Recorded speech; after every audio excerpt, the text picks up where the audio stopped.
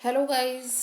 Government law college Bikaner से मैं doctor Pooja Chhimpa, assistant professor LLB third year के पेपर आर्बिट्रेशन में लास्ट वीडियो तक हम कर रहे थे। जो हमारा चैप्टर चल रहा है वह है मध्यस्थम अधिकरण की संरचना, कंपोजिशन ऑफ आर्बिट्रल ट्रिब्यूनल, जिसमें हम अब तक सेक्शन 10 मध्यस्थों की संख्या क्या होगी और सेक्शन 11 मध्यस्थों की नियुक्ति किस तरह से की जाएगी और कौन लोग किस राष्ट्रीयता के होंगे और किस कौन कौन उसकी नियुक्ति करेंगे, ये हमने देखा। आज के वीडियो में हम देख रहे हैं कि अगर मध्यस्थ नियुक्त किया जाता है और अगर किसी पक्षकार को उसकी निष्पक्षता पे संदेह है तो वह उसे चुनौती दे सकता है। तो चुनौती के आधार क्या होंगे वो हम सेक्शन 12 में पढ़ेंगे। और चुनौती किस तरह से देंगे, तो चुनौती की प्रक्रिया क्या होगी, चैलेंज प्रोसीजर क्या होगा, वो हम सेक्शन 13 में देखेंगे। और सेक्शन 14 और 15 हम नेक्स्ट वीडियो में पढ़ेंगे। इसके बाद आपका कंपोजिशन वाला ये चैप्टर एंड हो जाएगा। तो चलते हैं, देखते हैं हम सेक्शन 12, चुनौती के क्या आधार हो सकते हैं, ग्राउंड्स फॉर चैलेंज। तो इसका सबसेक्शन 1 कह रहा है कि अगर किसी मध्यस्थ को नियुक्ति के लिए हम कोई संपर्क करते हैं तो वह लिखित में ऐसी जो भी ऐसी कोई परिस्थितियां, कोई भी उसे लगता है कि उसकी स्वतंत्रता और उसकी निष्पक्षता को अ, जैसे डाउट में डाल सकता है और ऐसा प्रतीत हो सकता है कि वह निष्पक्ष नहीं है, कोई भी ऐसी परिस्थिति हो सकती है, तो वह लिखित में ऐसा लिख के देगा कि आपने मुझे मध्यस्थ नियुक्ति के लिए संपर्क किया है, लेकिन ये सच एंड सच कंडीशंस हैं जिससे हो सकता है मेरी निष्पक्षता पर उंगली उठे। तो इसमें वर्ड आया कि स्वतंत्रता और निष्पक्षता, है ना, और संदेह उठता है। तो संदेह किस तरह से उठता है स्वतंत्रता और निष्पक्षता पर, तो संदेह उठने की कुछ परिस्थितियां ऐसी हो सकती हैं। जरूरी नहीं है कि इन्हीं में से हो, बाहर भी हो सकती है, लेकिन इनमें से हो सकती हैं परिस्थितियां, जैसे कि मध्यस्थ ही किसी पक्षकार का कोई रिश्तेदार हो, कोई मित्र हो सकता है या फिर बहुत बड़ा शत्रु भी हो सकता है। एनिमी होगा तो ज्यादा चांसेस हैं कि वह उस पक्षकार के खिलाफ ही करेगा, और मित्र होगा तो ज्यादा चांसेस है उस पक्षकार के पक्ष में वह डिसीजन करेगा। क्या ऐसा हो सकता है कि कोई मध्यस्थ और पक्षकार के बीच आर्थिक संव्यवहार हो रहा हो, इकोनॉमिक ट्रांजैक्शन हुआ हो कोई, या ऐसा हो सकता है कि मध्यस्थ किसी पार्टी का कर्जदार हो, या कोई गुप्त रूप से कोई जांच करनी हो, या फिर ऐसा हो सकता है कि एक पक्षकार को जानकारी नहीं है और दूसरे पक्षकार से उसने कोई डॉक्यूमेंट्स हासिल कर लिए हैं मध्यस्थ ने, या ऐसा हो सकता है कि जो विवाद हो सकता है कि पक्ष पार्टी से कोई उसका लेना देना नहीं हो, लेकिन जो विवाद की विषय वस्तु है उसमें मध्यस्थ का कोई हित हो। तो ये सारी कंडीशंस वो हैं जो मध्यस्थ की निष्पक्षता को संदेह में डाल सकता है। तो जैसा कि आप लोगों ने एडमिनिस्ट्रेशन लॉ में भी पढ़ रखा है कि पक्षपात, बायस, ये कैसे हो सकता है, क्या क्या कंडीशन होती हैं। तो नेचुरल लॉ, प्राकृतिक न्याय में दो नियम होते हैं कि कोई भी व्यक्ति अपने मामले में न्यायाधीश नहीं हो सकता। उसको हम कहेंगे नेमो जुडेक्स इन कोसुआ, लैटिन भाषा में। ये कई बार आप लोगों के छोटे क्वेश्चंस में या ऑब्जेक्टिव टाइप में ये क्वेश्चन भी आता है कि लैटिन भाषा में इसका क्या मतलब है। इसका मतलब होगा कि कोई भी व्यक्ति अपने ही मामले में न्यायाधीश नहीं हो सकता। नो वन कैन बी जज इन हिज ऑन केस।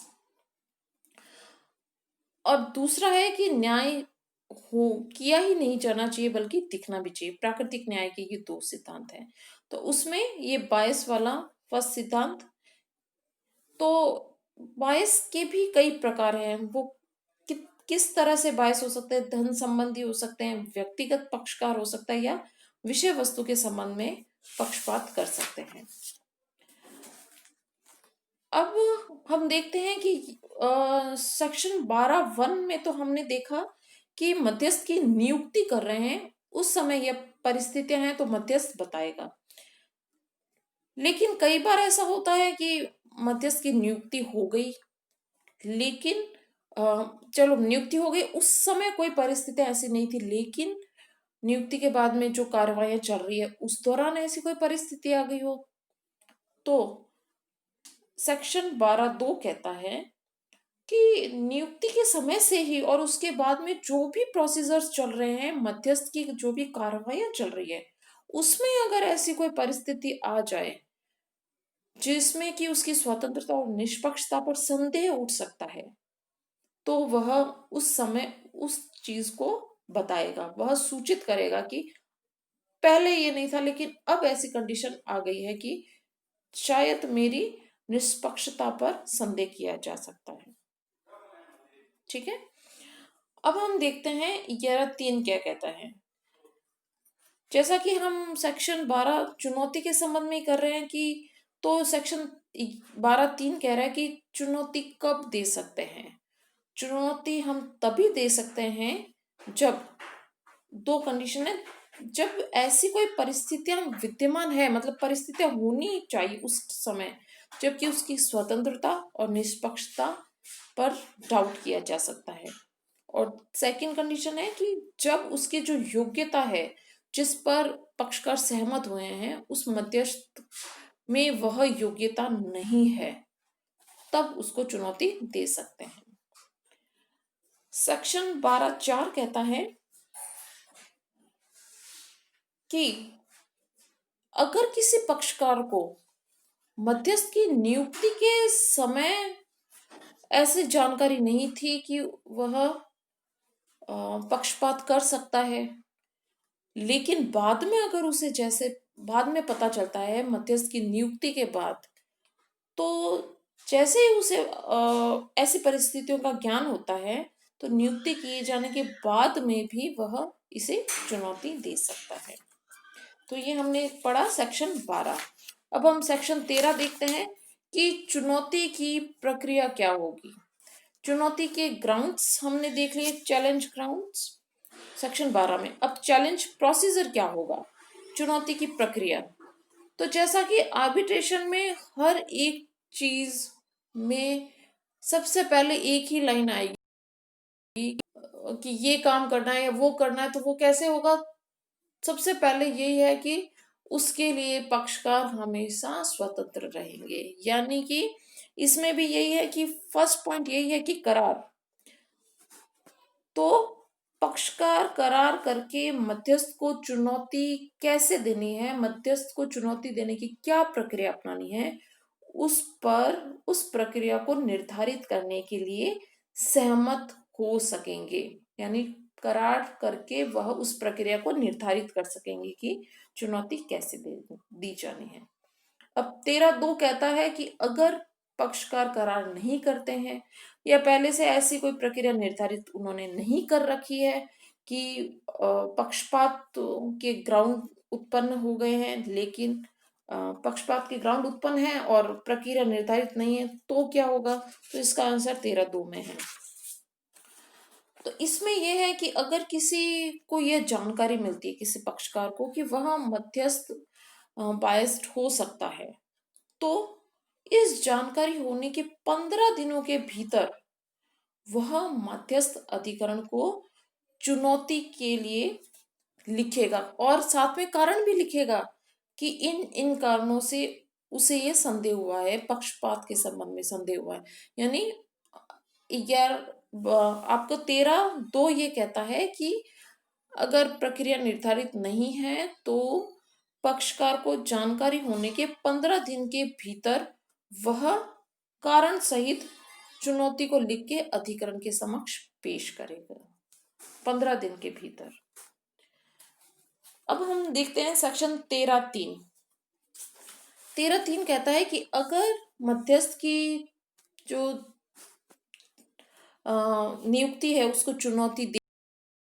चुनौती देने के बाद अगर वह अपने पद से नहीं हटता है या जो अन्य पक्षकार है उस चुनौती से सहमत नहीं होता है, मतलब उनमें आपस में इस बात को लेके पक्षकारों में वाद विवाद है कि वह एक पक्षकार कहता है कि बायस्ड है और दूसरा पक्षकार कहता है नहीं है, तब क्या होगा? तब इसका विनिश्चय मध्यस्थम अधिकरण करेगा। यानी कि मध्यस्थम अधिकरण यह तय करेगा कि वह पक्षपातपूर्ण है अथवा नहीं, वह मध्यस्थ। अब हम सेक्शन 13(4) देखते हैं। उसमें लिखा हुआ है, अगर जो चुनौती दी गई है उसे खारिज कर दिया जाता है, यानी कि जो चुनौती दी गई वह सफल नहीं हो पाती है, तो क्या होगा? क्या आगे वही मध्यस्थम अधिकरण काम करता रहेगा? जी हाँ, अगर सफल नहीं हुई है चुनौती तो मध्यस्थम अधिकरण अपना काम करेगा और कार्रवाई जारी रखेगा और अवार्ड देगा, पंचाट निर्मित कर देगा। तो अब ऐसा जो होगा, जो पंचाट है, जैसे ए ने चुनौती दी और वह असफल हो गई और पंचाट दिया गया, तो ए उस पंचाट से सहमत नहीं होगा, उस अवार्ड से। तो ए के पास क्या ग्राउंड्स है, मतलब ए के पास और क्या रेमेडीज है कि वो आगे क्या करे? तो इसका आंसर है 13(5) में।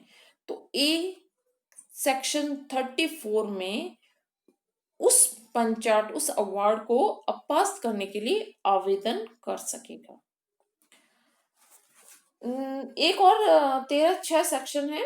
तो इसमें यह है कि अगर पंचाट को न्यायालय अपास्त कर देता है तो न्यायालय ही यह विनिश्चय करेगा कि उस मध्यस्थ की फीस उसे दी जाए अथवा नहीं, वह किसी फीस का हकदार है अथवा नहीं है, तो कितनी फीस का हकदार है। ध्यान रखिए फ्रेंड्स, ये तभी होगा जब उस पंचाट को 34 में अपास्त कर दिया जाएगा। तो इस तरह से हमने सेक्शन 12 और 13 बहुत सिंपल शब्दों में देखी है। अब नेक्स्ट वीडियो में हम सेक्शन 14 और 15 देखेंगे और अपना ये चैप्टर कंप्लीट हो जाएगा। Thank you so much.